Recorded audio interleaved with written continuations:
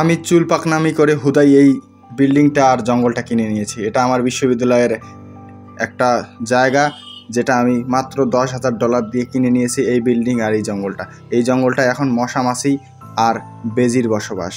তাদের সাথে একটু সময় লুকোচুরি খেলি আমি, তারপরেই আবার ক্লাসরুমে ক্লাস করতে যাই। দেখতে পাচ্ছেন এই বিল্ডিংটা হুদাই দাঁড়িয়ে আছে, আর আমি হুদাই ভিডিও করতে গিয়েছিলাম সেখানে। আমার সাথে কেউ ছিল না, বেশ কয়েকজন মানুষ আশেপাশে সেখানে ঘাস কাটতেছিল কি ঘাস ছিলছিল, তারাই ভালো জানে।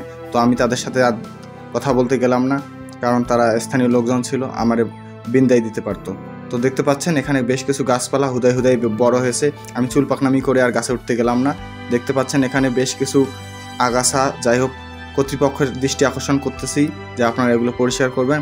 আমরা এখানে চুল পাকনামি করে মুড়ি পাটি দিতে চাই। আপনারা যারা মুড়ি পাটি দিতে ইচ্ছুক তারা ডেফিনেটলি আমার সাথে যোগাযোগ করবেন। আমার নাম্বারটা আর বললাম না, কারণ বেশি চুল পাকনামি আমিও পছন্দ করি না। তো এরপরে আমি যখন ভিডিও করতে করতে ক্লান্ত হলাম, তারপর চিন্তা করলাম না, একটু চুল পাকনামি করে আলাদা জায়গায় ভিডিও করি। এদিক সাইডে এসে দেখি এদিকে বেশ কিছু বাগান, লিচু বাগান, কিন্তু লিচু নাই। তারপর কইলাম যে চুল পাকনামি করলে তো লিচু হবে না, একটু সময় ধৈর্য ধরতে হবে। সুপ্রিয় দর্শক, এরই সাথে আপনাদের জানিয়ে রাখি, কিছুদিন পূর্বেই আমাদের একটা অনুষ্ঠান গেল, সেটা হচ্ছে শীত উৎসব। আর কিছুদিনের মধ্যেই আমাদের বেগম রোকেয়া বিশ্ববিদ্যালয় রংপুরে আসতে চলেছে থুক্কু। মনে পড়তেছে না? হ্যাঁ, এবার মনে পড়ছে। যে জিনিসটা হচ্ছে যে বইমেলা। আপনাদের নিমন্ত্রণ সবে রইল, কিন্তু নিজের টাকায় এসে খেয়ে যাবেন। তো আপনারা আসবেন আর ডেফিনেটলি ঘুরে যাবেন আমাদের বেগম রোকেয়া বিশ্ববিদ্যালয়। ততক্ষণে আমি ভিডিওটা তৈরি করতেছি।